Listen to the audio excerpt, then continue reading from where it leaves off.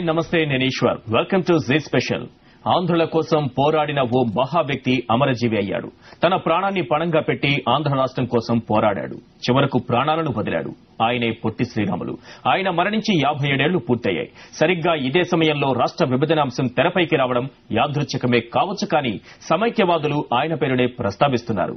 కానీ ఆయన దేనికోసం పోరాడారో చెప్పడం లేదు. మరి పొట్టి శ్రీరాములు కోరుకున్నది జరిగిందా? ఆయన ప్రాణత్యాగానికి ఫలితం దక్కిందా?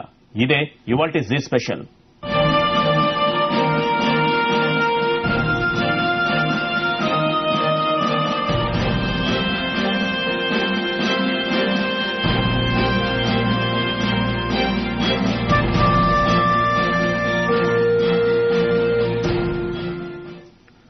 రాష్ట్రంలో సమైక్యవాదం ఊపందుకుంది.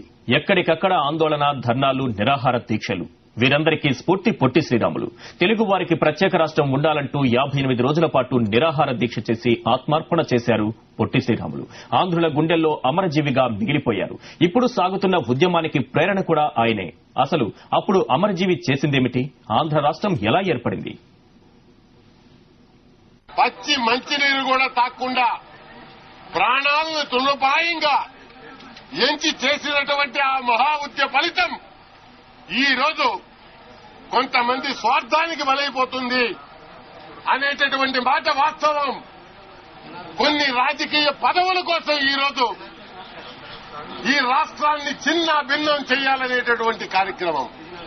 అంతటి మహానాయకులు త్యాగధనులైనటువంటి పొట్టి శ్రీరాములు గారు ప్రాణాలనే తృణప్రాయంగా అర్పించారు. అమరజీవి పొట్టి శ్రీరాములు మరోసారి అందరి నోళ్లలోనూ నానుతున్నారు. ఆయన ఆత్మార్పణ చేసి సాధించిన రాష్ట్రాన్ని ముక్కలు కానివ్వమని ఆంధ్ర, రాయలసీమ జిల్లాల్లో తీవ్ర స్థాయిలో ఉద్యమం జరుగుతుంది. రాజకీయ నేతల్లో చాలా మంది శ్రీరాములు చూపించిన బాటలోనే పయనిస్తున్నారు. ఆమరణ దీక్షలు చేపట్టారు. ఇప్పుడు ఎటు చూసినా సమైక్యాంధ్ర కోసం సాగుతున్న దీక్షలే.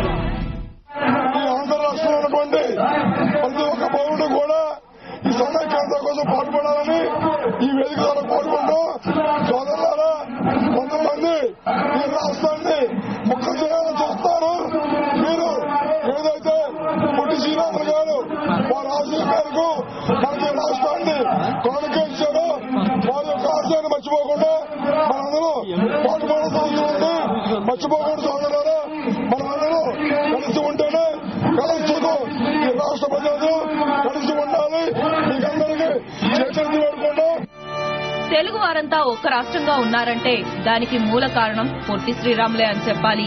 భిన్నత్వంలో ఏకత్వంగా దేశాన్ని నిలపాలనుకున్న భారత తొలి ప్రధాని జవహర్లాల్ నెహ్రూ ఆలోచనలకు భిన్నంగా దేశంలో రాష్ట్రాలు ఏర్పడ్డాయంటే దానికి కారణం పొట్టి శ్రీరాములే. స్వాతంత్ర్యం వచ్చే నాటికి కోస్తా, రాయలసీమ ప్రాంతాలు మద్రాస్ ప్రెసిడెన్సీలో ఉండేవి. తమిళం, మలయాళం, తెలుగు మాట్లాడే ప్రాంతాల్లో చాలా భాగం ఈ రాష్ట్రంలో కలగలిసి ఉండేవి. అయితే దీని నుంచి తెలుగు వారిని విడదీయాలంటూ తీవ్ర స్థాయిలో ఉద్యమం సాగింది. ఆ ఉద్యమం మొదలుపెట్టింది పొట్టి శ్రీరాములు. కేవలం ఆందోళనలు, ధర్నాలు చేస్తే ఉపయోగం ఉండదని భావించిన ఆయన నిరాహార దీక్షలు చేపట్టారు. మద్రాసులోని మైలాపూర్లో ఉన్న బుల్సు సాంబమూర్తి ఇంట్లో 1952 అక్టోబర్ 19న ఆమరణ దీక్షకు దిగారు. మద్రాస్ రాజధానిగా ఆంధ్ర రాష్ట్రం ఏర్పడాలన్నదే ఆయన ప్రధాన డిమాండ్.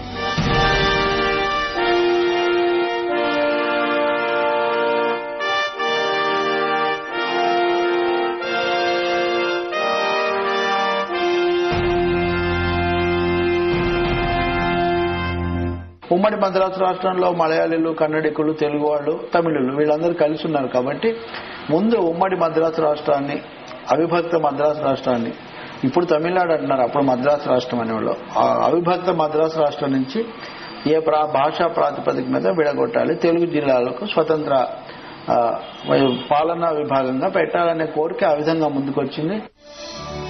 అయితే పొట్టి శ్రీరాములు దీక్షకు ఆంధ్ర కాంగ్రెస్ కమిటీ మద్దతు లేదు. పైగా ఈ దీక్షను వ్యతిరేకించింది కూడా. అప్పటి ప్రభుత్వము ఈ విషయానికి పెద్దగా ప్రాధాన్యం ఇవ్వలేదు.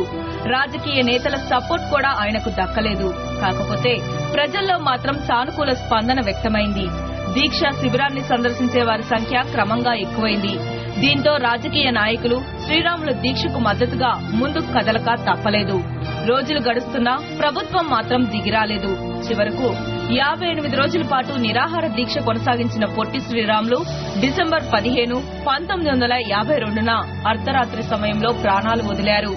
ఈ వార్త తెలియడంతోనే మద్రాసు రాష్ట్రంలో ఆందోళనలు మొదలయ్యాయి. తెలుగువారుండే ప్రాంతాల్లో ధర్నాలు జరిగాయి. ఎక్కడికక్కడ రైళ్లను అడ్డుకున్నారు. ప్రభుత్వ ఆస్తులను తగలబెట్టారు.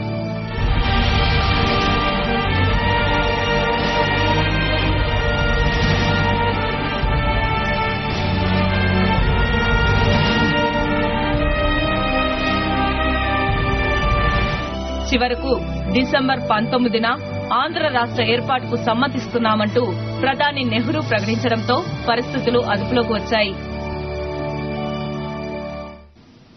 జే స్పెషల్లో ఇప్పుడు షార్ట్ బ్రేక్.